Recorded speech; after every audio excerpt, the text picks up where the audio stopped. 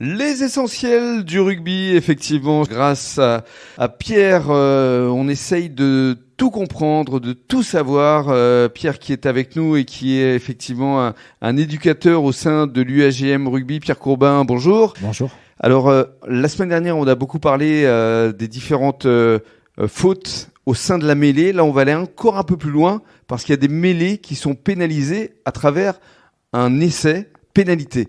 Alors, comment est-ce qu'un arbitre peut en arriver à cette sanction qui est quand même très préjudiciable pour l'équipe adverse parce que ça coûte 7 points? Elle est cruciale, évidemment. Tu le soulignais, Rémi. On est sur une faute et une sanction qui amène 7 points à l'avantage d'une équipe, voire même un carton jaune qui peut être sorti par l'arbitre à partir du moment où il considère que l'équipe qui était en possession du ballon, fondamentalement parlant, aurait dû marquer cet essai. Donc il y a forcément une prise d'initiative de l'arbitre au regard de l'histoire du match, au regard de tous les enjeux qui se déroulent dans l'après-midi. Mais ça veut dire que ce jugement qui est quand même assez extrême, il ne peut pas le porter au début du match.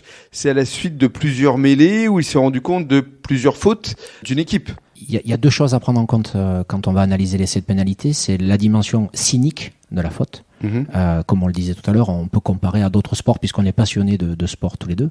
On peut se baser sur d'autres fondamentaux sportifs où une faute va amener une sanction. Si en début de match, cet essai de pénalité au bout de 2 minutes, par exemple, sur mêlée, doit se justifier parce qu'une équipe subit la pression de l'adversaire et qu'elle se met volontairement à la faute, l'essai de pénalité sera tout à fait justifié. Et comme il pourra tout à fait se justifier à la 80e minute au regard de l'histoire d'un match, parce que, évidemment, l'équipe défendante se sera également mise à la faute. Mais qu'est-ce qui justifie cet essai de pénalité? Parce que c'est quand même quelque chose, encore une fois, qui fait basculer un match. Alors nous, en tant qu'arbitre, puisque j'ai eu l'occasion également d'être dans la formation des arbitres dès leur premier moment sur les terrains, on a la règle pour nous par rapport à ça. La règle, elle est claire, elle nous dit concrètement qu'à partir du moment où l'essai aurait dû être marqué, l'arbitre doit accorder cet essai de pénalité. Bien évidemment, on est sur de l'interprétation. Et c'est là où on va rentrer dans tous les critères d'analyse et de prise en compte de tous les facteurs qui vont se dégager au moment de la décision et au moment du match. Donc, à partir du moment où on sait que la règle va nous donner le choix et la possibilité du choix, on va analyser le rapport cynique et bien évidemment, peut-être à certains moments, le caractère répété de la faute qui peut amener l'arbitre à prendre la décision. Mais qu'est-ce qui justifie encore une fois cette décision? C'est quoi? C'est une posture d'un joueur qui se met de travers? C'est quoi pour qu'on comprenne bien? Ça peut être le cas, notamment sur le cas de la mêlée. Prenons l'exemple de la mêlée. À partir du moment où une équipe sait qu'elle va subir, et malheureusement on a vu quelques matchs ces derniers temps, notamment sur le bassin, où évidemment on a été un peu pris dans ce secteur-là. L'équipe elle était prise dans le rapport de force. Donc forcément, elle était à la faute. Donc forcément, elle est sanctionnée.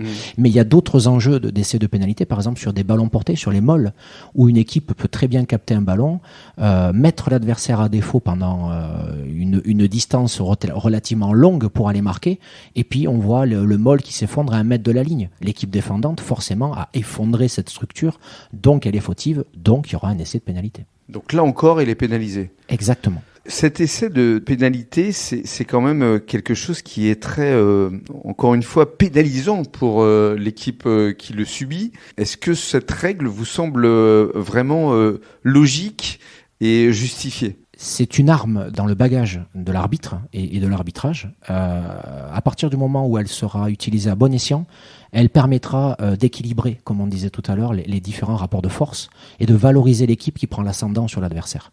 Le rugby, ça restera fondamentalement un rapport de force. Et l'équipe qui subit, d'une manière ou d'une autre, si elle fait des fautes qui empêchent l'adversaire de marquer, il faut la sanctionner.